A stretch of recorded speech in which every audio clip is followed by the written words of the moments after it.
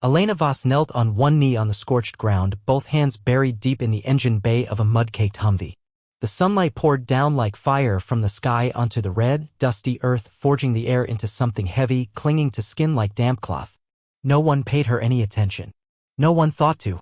She looked like any other technician doing their job, silent, precise, blending into the structure of the military camp like a small cog in a vast machine. No uniform, no name tag, no rank. Only a silver-gray coverall, sleeves rolled high to reveal sun-darkened skin, calloused hands, and an oil-stained rag soaked in sweat tucked into her back pocket. The Humvee had been towed into the motorpool over an hour ago, its dried mud caked thick from the front axle to the roof. The hood was dented, no longer closing completely. Inside the engine bay, sand and wind had scoured every groove. Just another broken vehicle, a scrap in the wreckage of war. But to Elena, it wasn't a burden nor a duty. It was a challenge. Something to fix, to restore. She needed no other reason. As she leaned in closer, shoulder pressing against the engine compartment, sweat trailing down her spine, a voice suddenly cut through the wind. Stop. Not a command. Not raised. Just a dry voice, as if awakening an old memory buried in the sand. Elena looked up. A few dozen meters away, General Adrian Halden stood motionless in the courtyard. His uniform was pristine, creases sharp as blades. He had been heading toward the logistics tent, two aides trailing behind, puzzled by his abrupt stop. But Halden's eyes didn't move, they were locked onto her neck. It wasn't Elena's face that made him stop. Not her posture or her gaze. It was what lay just beneath her left jawline, a tattoo. Faded black ink, worn by time and sun, curled around a downward-pointing sword. A solitary wing coiled along the blade's spine, a symbol absent from any official file but enough to silence anyone who had once known of it. Halden had seen it before. Years ago. A corner of a document burned right after the meeting, never to be kept, never to be mentioned. 6 individuals. No names, no ranks. A mission not marked on any map. A moment when every rule bent in the name of silent victory. He had once asked the commander then, was it worth it? The answer, that's why we have the 6. And now he stood before one of them. Elena showed no surprise. She rose slowly, pulled the rag from her pocket, and wiped sweat from her temple. Her eyes met the general's. No nod. No avoidance. Just calm. Eyes that had seen too much to be startled anymore. For a heartbeat, everything seemed frozen. Not out of power, but something deeper, a truth long sealed, suddenly surfacing like the first crack in a thick layer of silent ice. General Halden said nothing. He turned away and continued walking without a word, leaving his baffled aides to catch up behind him. Elena remained where she was, returning to the Humvee as if nothing had happened. But something had changed. Not the vehicle. Not the ground. The air. A different breeze. A new tension in the glances she could now feel from behind her back. Across the yard, a young soldier who had just passed turned to look. Renaud Krieger, the gruff sergeant who usually spat near her feet every morning, walked past in silence today. No comment. No sneer. But his shoulders were just a bit stiffer than usual. A new recruit, Anton Petrovich, approached with an oversized wrench, clearly looking for an excuse to linger near her. Need help tightening the tensioner? He asked, his voice hesitant. Elena only looked at him. No words. No scowl. Just a gaze that made Petrovich feel like a child tampering with grown-up tools. He swallowed, nodded at himself, then stepped back, retreating as if he'd wandered into a room that shouldn't exist. Her presence didn't need to be loud. It lived in the silence. In every bolt tightened like breath. In the way she brought the engine back to life, smoothly, steadily, as if it had never broken. For Elena, everything always began in silence. And she had survived because of that silence. But today, the wall of silence had cracked. And a general had stopped. A symbol had surfaced. A question had formed. She knew once the question existed, silence would no longer be a shield. The next morning, the base woke as it always did, too early, too loud, too hot. The speakers crackled with the same outdated announcements, the smell of oil drifted from the maintenance row, and boots thundered across the compacted sand. But within that daily chaos, something had shifted. Not visible. Not named. But felt. Like static in the air before a storm. Elena Voss appeared right on time, just like every other morning. Faded coveralls, boots dusted red, hair tied up neatly, sleeves rolled to the elbows. She walked toward the old Humvee as if no eyes had turned to her the day before. But those eyes were still there. Even if the soldiers didn't dare look directly, they still glanced sideways when she passed. The looks lasted longer. Held more silence. As if they were trying to piece together a story with no words to tell it. The Humvee didn't need fixing today. Elena knew that. But she crouched by the front wheel anyway, checking the suspension like it might collapse at any moment. It wasn't about the vehicle, it was about her. Movement. Action. Machinery. It was the only rhythm that kept her mind from breaking apart. At exactly 8:47, footsteps sounded behind her. Not hurried. Not the synchronized stomp of soldiers. Heavy. Weighted. Like someone walking through memory instead of space. She didn't need to turn to know who it was. General Adrian Halden stopped about 10 paces behind her. No aides. No documents. Just him and the shadow of yesterday still clinging to the back of his uniform. Elena tightened the wrench in her hand but didn't turn immediately. She finished the last bolt, wiped her hands on a rag, then rose, slowly, deliberately, like part of a ritual. For the first time since that moment, they faced each other again. Wind howled across the empty courtyard, carrying the scent of rust and burnt oil. His voice was low, as if he didn't want anyone else to hear.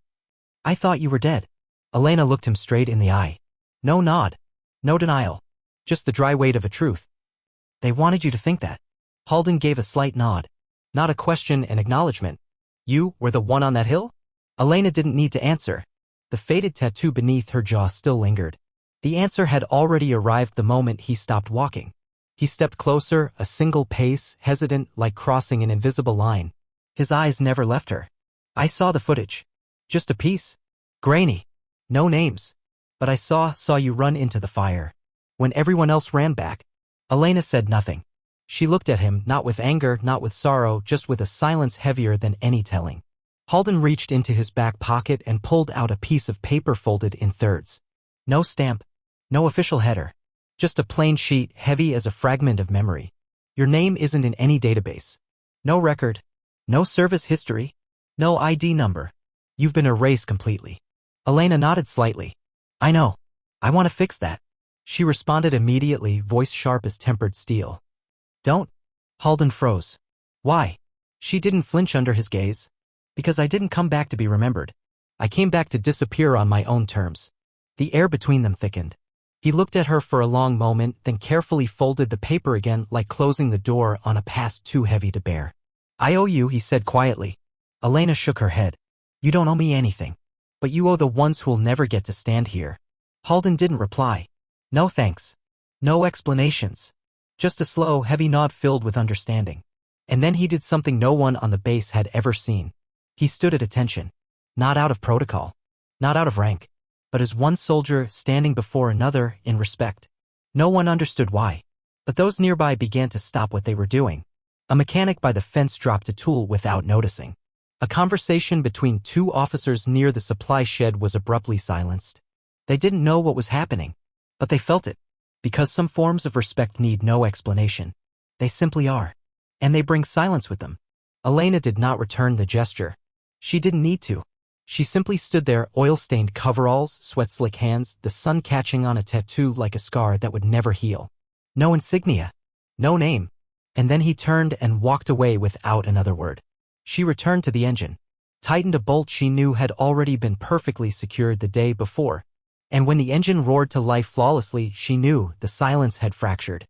Not into sound, but into cracks. And the questions had begun to form. No official announcement. No directive from command. No bulletin, no internal briefing. But from the day General Adrian Halden stood at attention before Elena Voss, the base changed. Not in a rush. Not with noise. But like the way a desert shifts in the wind, each grain of dust displaced, slowly, irreversibly. It began with the glances. Short. Hesitant, quickly averted as if afraid to be caught caring. But they multiplied. Every time Elena crossed the yard, every time she bent to replace a fan belt, check a cooling line, swap a spark plug, eyes followed. Not out of simple curiosity, but trying to understand what made a general stand at attention for someone with no name, no rank, no record.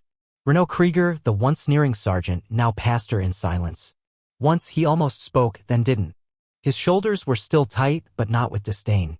With confusion. Then came Lucas Meyer, the young soldier who used to watch her from afar.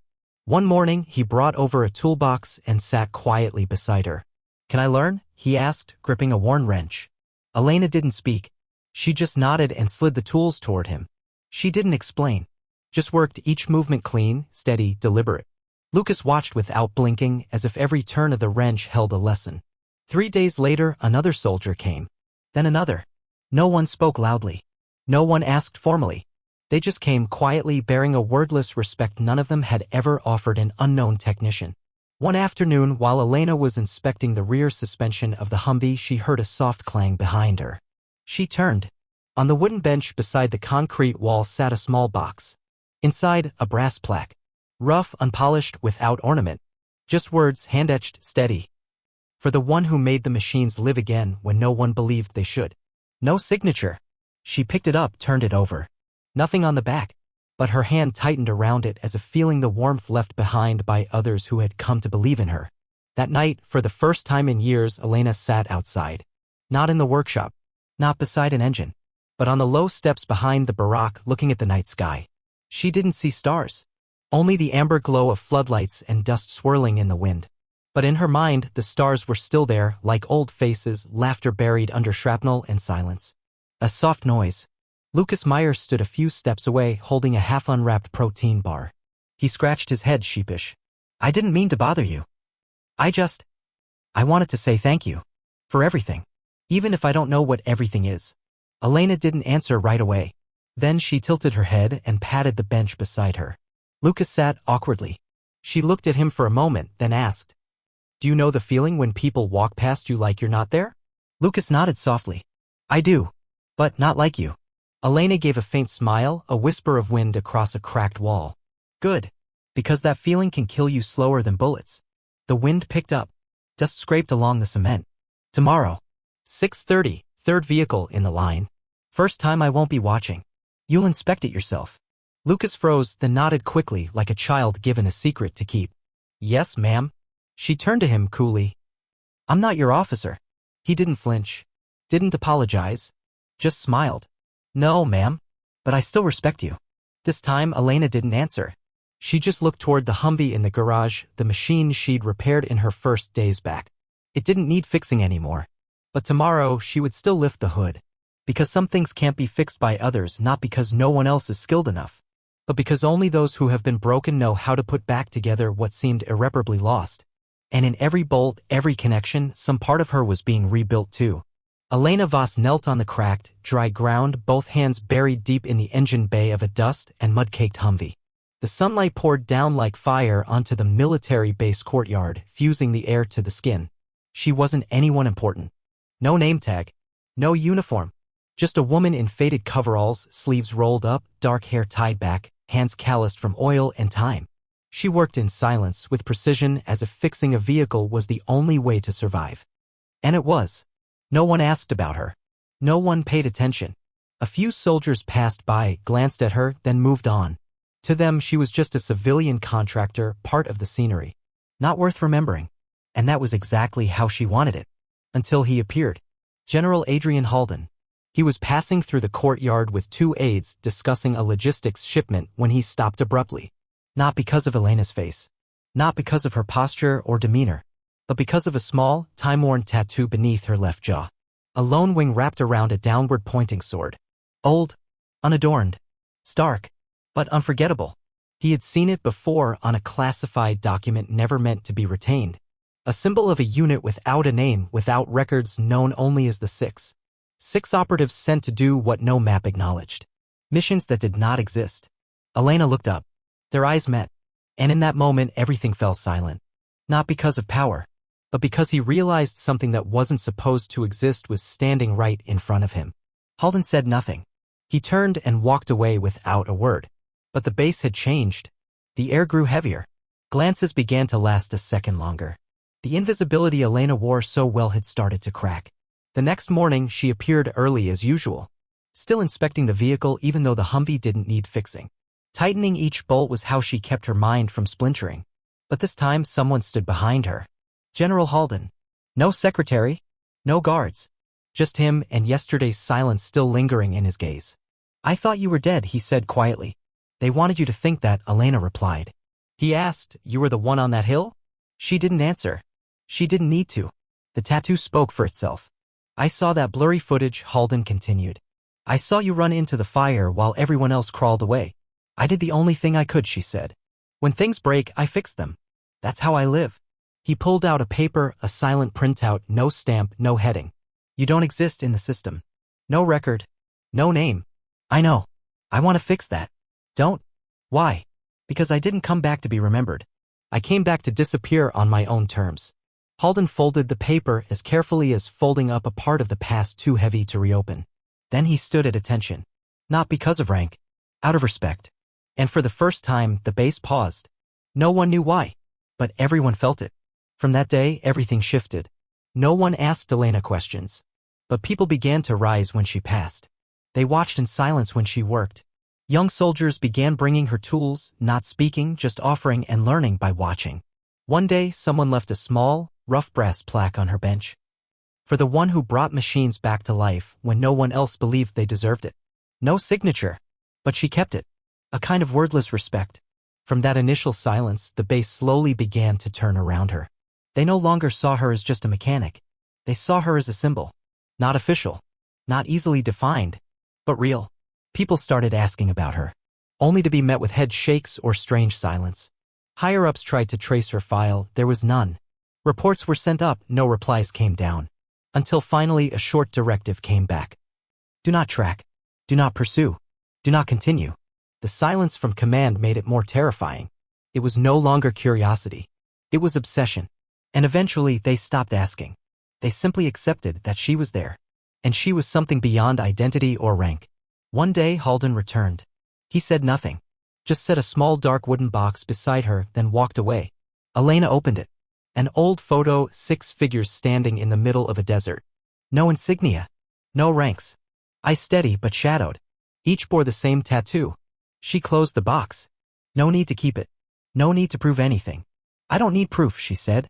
I just need to remember right. From then on, she no longer hid. But she never explained. Once, the Humvee stalled 3 kilometers beyond the perimeter. No one had the skill to fix it on site. Elena didn't wait for orders. She grabbed her toolkit, drove out, and had it running again in 30 minutes.